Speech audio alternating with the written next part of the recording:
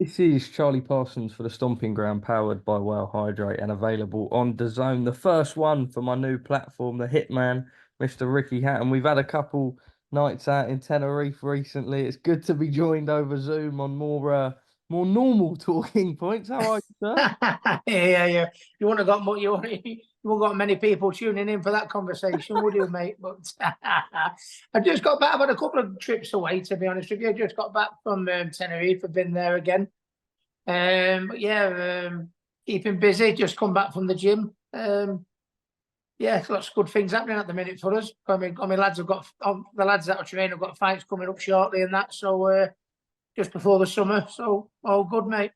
I suppose initially the real reason I reached out and wanted to speak to you was obviously you spent a little bit of time out, I think just outside of New York, where you were inducted into the International Boxing Hall of Fame. Just talk me initially when the phone call came. Obviously, I think as something when you retire, that's a sort of category that every boxer wants to be put in. How was that experience? Yeah, I got the phone call about 4 months ago. Ed Brophy, I've known for a while. I've seen him in lots of fights over in the States and in Vegas and that. And to get a phone call from the Hall of Fame, I think I speak for everyone that's been inducted in it. It is a strange one. I mean, when I first laced the gloves on as a little whippersnapper, about 10 years old, on the council estate in Manchester, on Hattersley Council Estate. I never thought that I never thought I'd be a world champion, you know what I mean? But to get to get a phone call from the Hall of Fame where you can be a world champion, which is an incredible achievement, but to just because you're a world champion doesn't mean you're going to get inducted to the Hall of Fame. So that was very, very special. I mean, so many things that I've done in boxing that I still have to pinch myself. But I think that's got to be up there, one of the biggest things I've done. What was the sort of week like as a whole? I saw that you shared some videos on social media and everything, but just take me through it all, sort of the trip step by step and how it unfolded. It was brilliant. Obviously, we flew to JFK, in New York, and then when we landed in JFK, I put my phone on, and there should have been an adjoining flight to Canastota, which was about 40 minutes, but the flight had got cancelled. So then we had to have a 7 hour taxi coach ride, if you like, to get there. So it was like having two flights. So I thought, when I got there, I was absolutely shattered, as they say. But no, it was very. It wasn't just the fact that of the champions that were being inducted, like Michael Moore, just to name a few, and Jackie Callan, and just all the other former champions were there. Marco Antonio Barrera, who's been a mate of mine. He told me he was going to come out to support me. I said, "Oh, well, thanks, Marco." He said, he said it's a big thing, the Hall of Fame. I said, "Want to come out and support you?" Eric Morales was there, Miguel Cotto, Michael Spinks, Julian Jackson. It was just unbelievable, So to spend the whole weekend just looking and having a chat with your heroes. Do you know what I mean? It was weird, you know what I mean? And they did like an inductee dinner, where they had a dinner and a bit of a mention, and then we went and saw the kids at the local school, and then they did a parade in the city centre where they drove through the city centre of Canastota, and everyone was lining in the streets waving to you, and you were sat on the back of your car and everything like that. It was weird, really, but very, very, very pleasing. I think I've done a lot of things to be proud of, but it's got to be up there. One of the best things I've done. Hell of a weekend, and I think I'd go back again. I think I'd go back again as just to spend the weekend with your peers and your heroes. Yeah. It's funny you say that, Ricky, and you sort of spoke about some of the lads coming out, like Barrera, for example, and stuff like that. I mean, and it's almost similar to I see when people go out to the WBC conventions and that. It's one of those unique spaces where you sort of get all of the greats in that sort of one room or one environment for a couple of days. That must be something special. It's incredible. It's incredible. It's like, yeah, it's like, you walk in your local pub and, you say to your mates, "Hey, mate, hey, Steve, hey, Nige, hey, Cliff, hey, it's what it was like, at the Hall of Fame. And now you say you're exactly right on the WBC conventions, all the the champions go there. And it also happened in Saudi Arabia when I went to the Tyson Yeah. Fury and Ngannou fight, where we went to Turkey Sheik's house and you just walked in the living room and it was like high fives and higher. And it's very surreal, to be honest with you, because, just they're all your heroes, you know what I mean? I grew up, watching the greats like we all did, Muhammad Ali, Sugar Ray Leonard, Tommy Hearns, Evander Holyfield, Mike Tyson, you know what I mean? And to think, that my name will be, alongside them in the Hall of Fame and Canastota, you know what I mean? Long after I've croaked it, you know what I mean? It's unbelievable. And the one thing that brought a tear to my eye, when I actually went to the museum, you have like a little photograph and a plaque in the museum, which was unbelievable. And everything was a bit of a, bit of a choker, to be honest with you. Everything that had happened, and going in the Hall of Fame and being around your heroes and stuff like that. But I think just to cap it all off is when I saw my plaque in the Hall of Fame, and it had me there, Ricky Hatton, and next door but one to me was Roberto Duran. Wow. Me hero. And I must admit that brought a little bit of a tear to my eye, you know what I mean? And, Marco was coming up to me and going, "What's happened there, Ricky? What's up? You all right?" I said, just like, "Why do me pictures next to Roberto?" It was proper weird. But all the pleasing as well, you know what I mean, was able to get to speak to the fans, the amount of fans that turned up from all over the country, even from the UK. They came over, just to be there, to be around them, and that's pretty much what I Dreams are felt. made of, though, right? I'm sorry, mate. That's the stuff that dreams are made of, though, right? Oh yeah, do you know what I mean? Well, just like all them, them fans that turned up, to have a picture or get a glove signed or get a picture signed. You know what I mean? I get it. For a boxing fan, you know what I mean? I was being inducted and I felt like a fan. Do you know what I mean? Yeah. I felt I was running around chasing after people with me camera. Hey, come here, hey, Michael Spinks, come here. It's like it's weird, but it's a day that will stay with me. For me, when I look back at my career, the fight against Costa in Manchester, in my hometown, the trips to Vegas, that when I was fighting Mayweather and Pacquiao and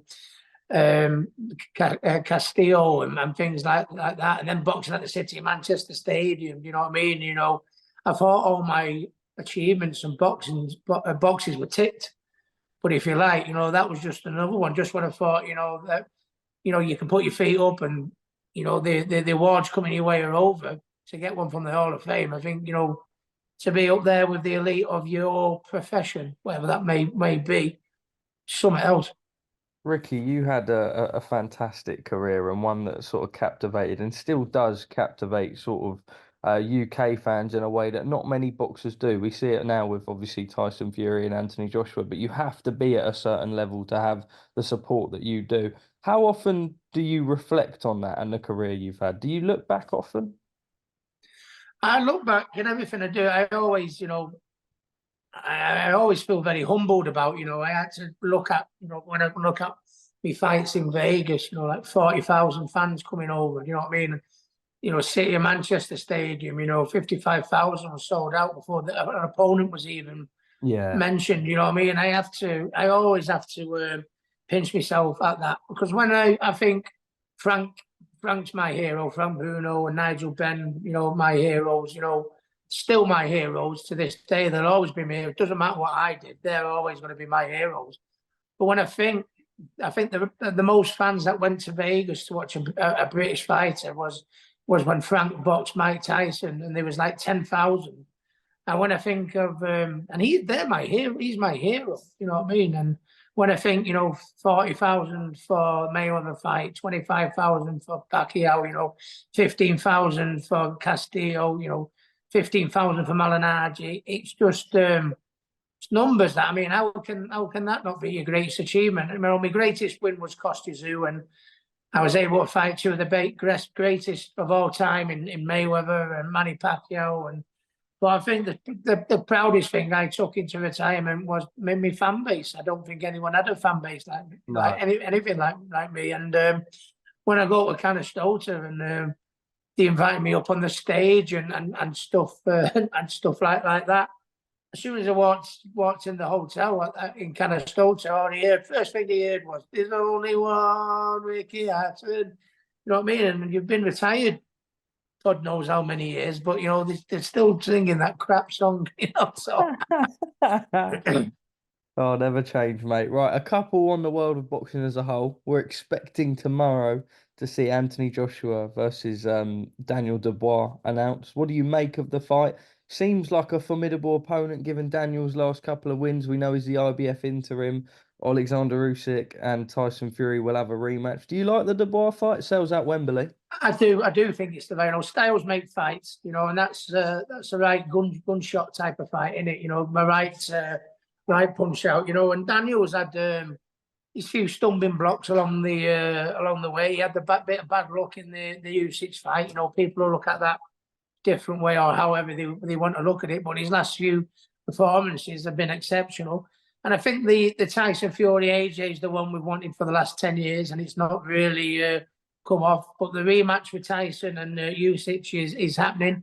AJ's been looking really, really good in his last couple of fights. So has Daniel. That's an obvious fight to me. Domestic heavyweight title fight. You know what I mean? And the way AJ's performing at the minute, since he's come back, and and I'm gone with Ben Davison, he's looking better than he's ever been. He's looking better now than when he first won the title. For me. But having said that, when you've got the punching power of a Daniel Dubois, and he's how he's improved, his confidence is back up again. If we can't get Tyson, we can't get Tyson and AJ. I think that's the best match for AJ and certainly Daniel Dubois. And then we've got to see what happens on the outcome of both fights to see what we might get further down the line after that.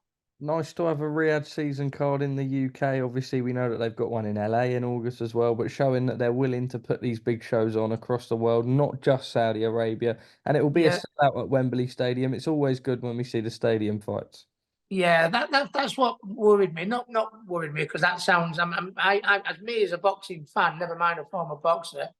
What Turkey Sheikh has done for boxing, I think we needed it because there's all these boxing matches or fights that that a lot YouTubers fighting mixed martial arts and mixed martial arts fighting boxers and which full play to that. I don't judge anyone for having that, but I think for our sport needed someone like Turkey Sheikh to come in and make the big fights, which is what he's doing. And I think he's realised, as much as they've been absolutely fantastic occasions over in Saudi, I think he knows that in certain fights, to make the big fights, sometimes they're going to have to be in the US, sometimes they're going to have to be in the UK. You know what I mean? And he's even come around to that. So I think boxing needed someone like Turkey Sheikh to come in and start making the big fights and the best fighting the best. And he's not just leaving it in Saudi in his hometown; he's taking it worldwide now, which is, I think, he's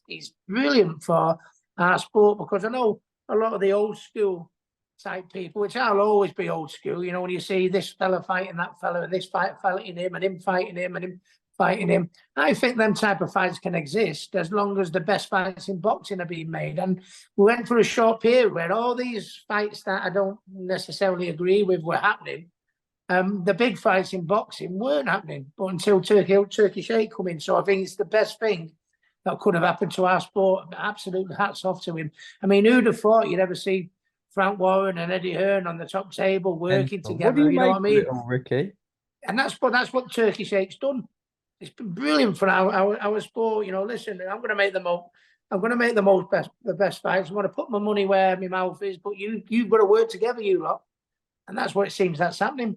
Do you think it's a matter of, okay, yeah, the money's come in, and that's obviously a talking point and a factor, but almost that now Eddie and Frank have got together, I know that they've said, "Oh, you're actually not as bad as I thought," vice versa to each other. It's maybe opened relationships and lines of communication that hadn't been open, but for a positive way. 100%. And at the end of the day, it's boxing has always been always about money, and that's why certain Politics, promoters, yeah. they're probably not. There's nothing personal.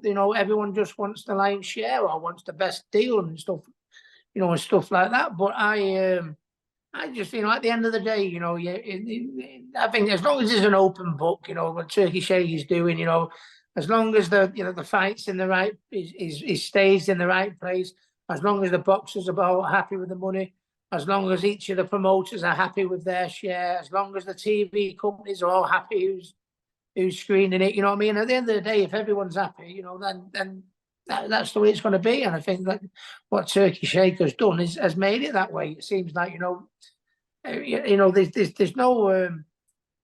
It's just like it seems like it's a team effort. Like you've all got to work together now, and that's the way it always should be. But it's the way it never has been in boxing. Well, let me ask you, we're going to see that Tyson Fury, Oleksandr Usyk rematch at the end of this year. Tyson's come out and done an interview saying that he doesn't believe that he can get a decision out in Saudi Arabia this time round, and that he only gave Usyk 2 rounds in the first fight. Now, we know what Tyson's like anyway. He'll always talk a brilliant game. Can we take too much of these comments? Is it right that, he can't go out there and get a decision the second time round? And what happens in the second fight, do you believe? I think I see it being a very similar fight. To be honest, I think it'll be very nip and tuck. I disagree with my mate Tyson that when he says I think Usyk only won 2 rounds. I don't think that was the case. I think it was. I don't think there was much in it. Could only been a couple of rounds in it, and I think Usyk's probably just about deserved to do it. But I mean. I think it's whoever learns from the first fight and going to make the adjustments in the second fight, which will win that. The trouble it is with this, which is they're both very, very clever, educated fighters. You know what I mean? Tyson, he can fight up close, can fight at a distance, southpaw, orthodox. You know what I mean? He's so versatile. I mean, I've seen him firsthand what he can actually do in the gym when he trained down at my gym when he was with Ben.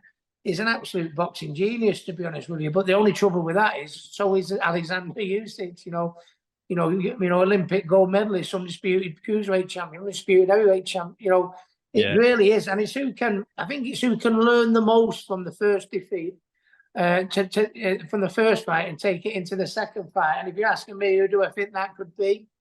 I don't know, because they're both very clever fighters. Do you know what I mean? So I just see it being nip and tuck again. But as far as Tyson saying he's not getting a decision, I think I don't know. I think the judges will give the decision to who they think is. But it will always be the case. But I don't know whether Tyson's trying to do that just in case it's another close one, just to try and give himself the little bit of advantage. But no, I think it's in Saudi Arabia, and one's from the Ukraine and one's from the UK.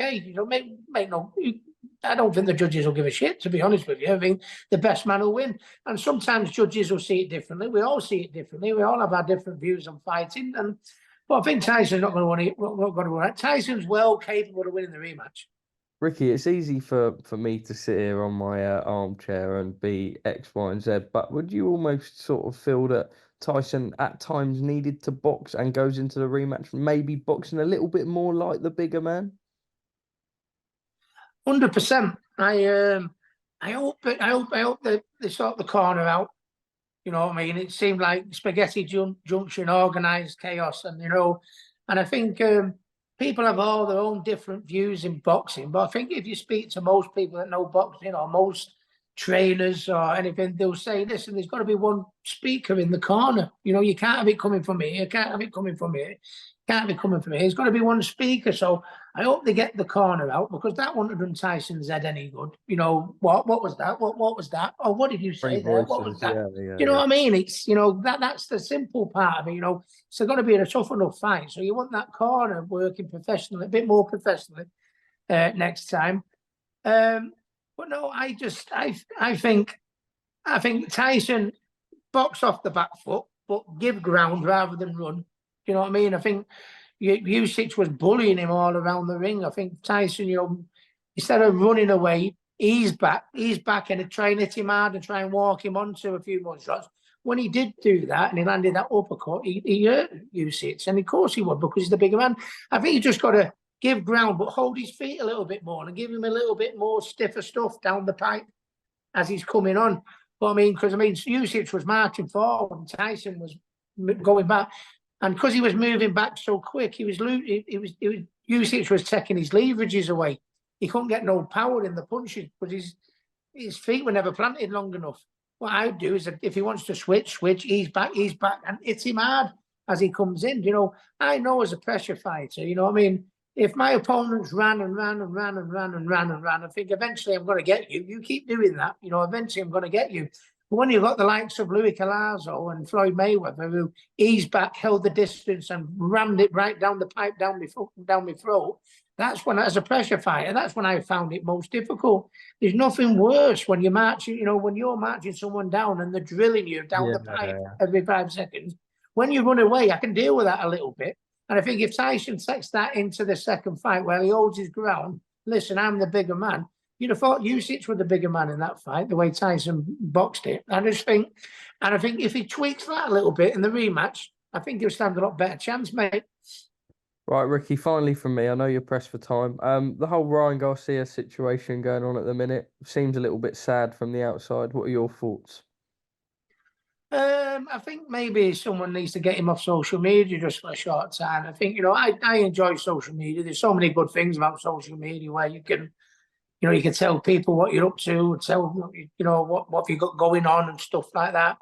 But Ryan, I think he fooled, I don't know. I really don't know the situation. I think he fooled everyone, in the Haney fight, where everyone thought he'd flipped his lid. And then when he come and boxed that masterful performance, you know what I mean? I think everyone thought, oh, he's gone and fooled the world. But when I see things that are happening, I don't know whether he did fool the world. I don't know whether our first assumptions were probably true. You know what I mean? He just doesn't look in a very, very good place. And he probably needs an arm around him, to sit down with someone to actually just tell him, just take a deep breath and calm down and, have a think about what's coming out of your mouth. I mean, he's just, and it's very hard to know the actual truth in it, mate, because of course, in social media now, is Tyson saying this to get this reaction, or is he saying this to get this?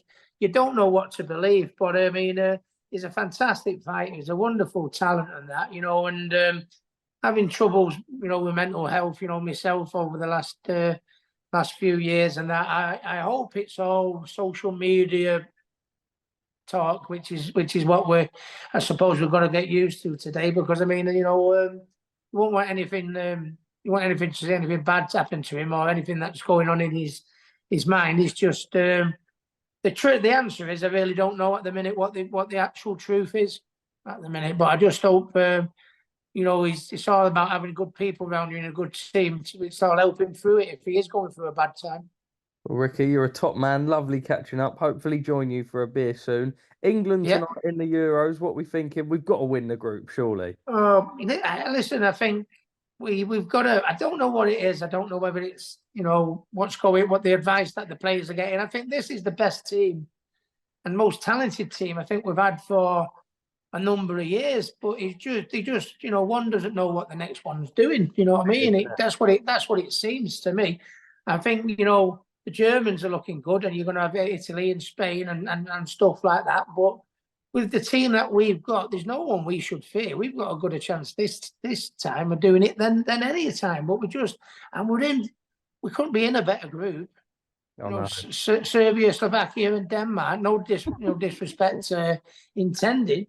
Got a great group there to fight, but we just look like we need a statement tonight, don't we? Yeah, we do. We need to bounce back, get everyone's open, get everyone's confidence up, and that. I just I don't want to kick up, jump on Gareth's back, you know what I mean, and go like that. But they just, I mean, I think you don't need to be. I mean, what do I know about football compared to Gareth Southgate, say, for instance? But I think we can all just see that no one's gelling, no one knows what the man next to him's doing or anything like that. Maybe that will come with a good win tonight. Confidence gets up and we can move on. So I'll be watching it, mate, definitely. Ricky, you're a top man. Thank you for your time, brother. Charlie, no problem. Good to speak to you, pal. See you soon. And you, mate. See you soon.